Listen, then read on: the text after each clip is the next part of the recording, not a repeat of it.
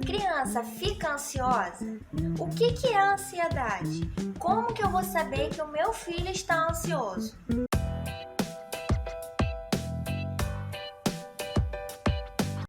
O mundo em que a gente vive hoje é um mundo muito tecnológico e muito acelerado.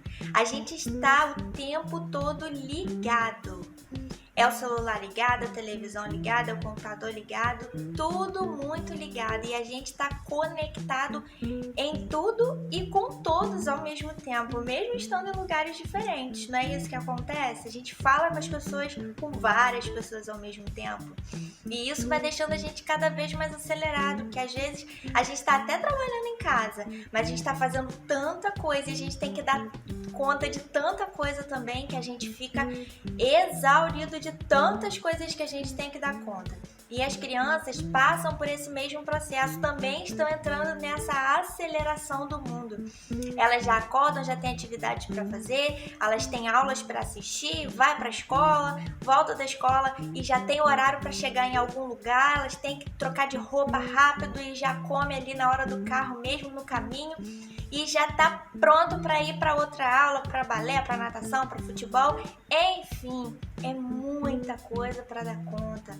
E aí, como que fica a nossa saúde? Como que fica a nossa ansiedade nesse meio todo? O que é a ansiedade para a gente entender? Primeiro de tudo, a ansiedade é algo muito natural. É a nossa reação a uma ameaça real, é o nosso sistema de alerta. Vamos entender. Vamos dizer que essa imagem aqui, né, seja o que esteja acontecendo com a gente. Esse peixinho está sob uma ameaça real, né? Ele está sendo ameaçado de fato. Ele vai ser comido, ele vai morrer, ele tem que fazer alguma coisa nessa ameaça. E a ansiedade vai fazer o que com ele? Vai ligar esse alerta que ele está em perigo e ele precisa agir. Ou ele vai nadar mais rápido, ou ele vai sair pedindo ajuda aos outros peixes, enfim, ele vai ter que agir. Vai ficar com taquicardia, o coração vai acelerar, ele pode ficar mais acelerado, ele vai ficar mais trêmulo, nervoso, enfim, mas ele vai estar com o sistema dele ligado, dizendo que alguma coisa está acontecendo e que ele precisa agir. Tranquilo, isso é normal.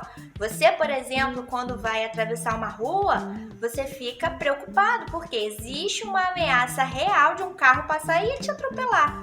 Então você precisa ter uma estratégia ali para você passar por essa situação. E o seu corpo, mediante a essa ameaça, ele vai te dar alguns sinais para você ir com calma, porque o medo ele vai fazer você ficar mais cauteloso na situação, né? Então você não vai sair correndo de qualquer jeito, você vai esperar, você vai ficar um pouco apreensivo, né? O coração pode acelerar, se for uma avenida muito grande, você fica pensando naquele tempo que você tem que atravessar, enfim, isso é algo muito natural. E quando você consegue atravessar, ou esse peixinho consegue sair de perto desse tubarão, ele vai fazer o quê? Vai ter a reação normal, vai voltar ao normal, tudo tranquilo, sem problema.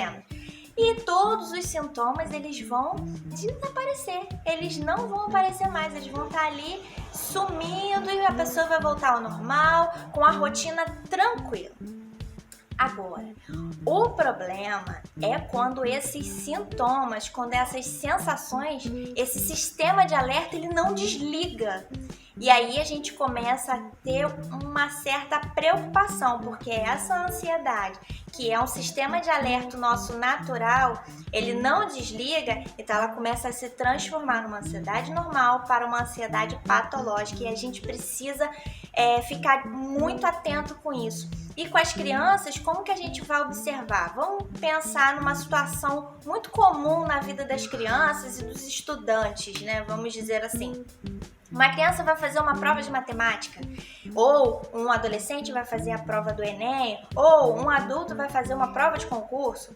Bom, aquela situação deles ali, a criança pode estar dependendo daquilo ali para passar de ano. Outra, esse adolescente está dependendo da carreira dele, né, passar numa faculdade, e esse adulto, para fazer a prova do concurso, pode ser a carreira dele que esteja em jogo, ou seja, eles estão sendo ameaçados, não é? E aí eles vão sentir toda essa pressão, todos esses sintomas vão começar a aparecer, e isso é muito natural, porque a gente fica nervoso, sem problemas. Aí a gente vai observar aonde que está o problema. Quando esses estudantes, quando essa criança, quando esse adolescente, ele começar a passar mal a ponto de ter que atrapalhar o seu desempenho na prova. Pode dar uma dor de barriga, pode sentir mal a ponto de não conseguir nem ir fazer a prova, ou começa a ter problemas e não consegue terminar a prova porque a sua concentração foi prejudicada. Ou seja, a gente tem que observar esses sintomas sobre 3 aspectos que vão transformar essa ansiedade normal para uma ansiedade patológica.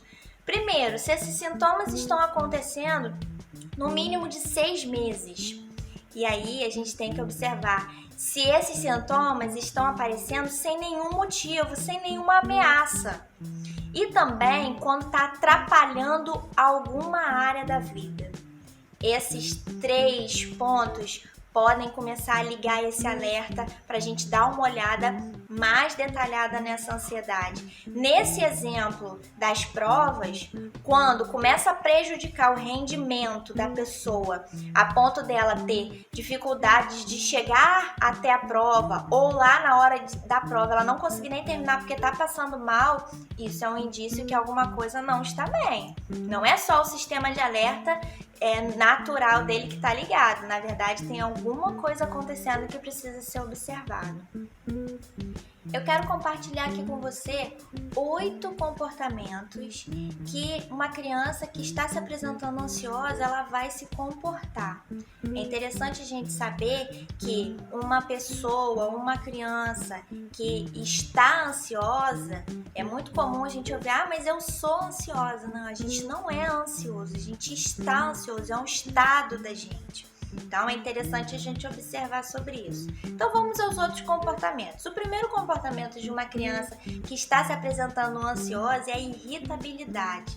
Vai se irritar com qualquer coisa, com pouca coisa, com qualquer pessoa, em qualquer momento. Ela está muito irritada. O segundo comportamento é não descansar, tá com problema com o sono. E é interessante a gente observar aqui que não é não dormir, é não descansar. O que é isso? É quando, mesmo dormindo, esse sono está atrapalhado, esse sono está perturbado, está indo dormir muito tarde, não está conseguindo dormir naquele horário e acaba acordando mais tarde ou até está acordando cedo. Esse sono ele está picotado e quando acorda ainda está cansado, não descansou, porque o cérebro não está desligado, aquele sistema de alerta ele não está desligado, ele está ligado, então o cérebro continua trabalhando, é como se ela, mesmo com os olhos fechados, ela está acordada ali com todo o sistema dela acordado. O terceiro comportamento, na verdade, é um mau comportamento. Dentro da rotina, dentro do conhecimento que você tem sobre o filho, sobre a criança que você está acompanhando, começa a emitir alguns comportamentos diferentes. Mau comportamento, respondendo, com essa irritabilidade e não está com muita paciência. Você vê que ela está alterada. E isso acontece porque essa criança, ela não sabe o que está acontecendo com ela, ela não sabe lidar com esses sintomas, então ela vai agir da maneira que ela acha primeiro, que ela vai conseguir te dizer que alguma coisa com ela está errada. O próximo comportamento, o quarto comportamento, é uma panela de pressão. Essa criança vira uma panela de pressão, ela está a ponto de explodir a qualquer momento e por um mínimo motivo.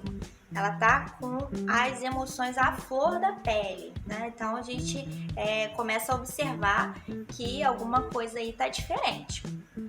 Outro comportamento é a desatenção e a concentração, que tá prejudicada.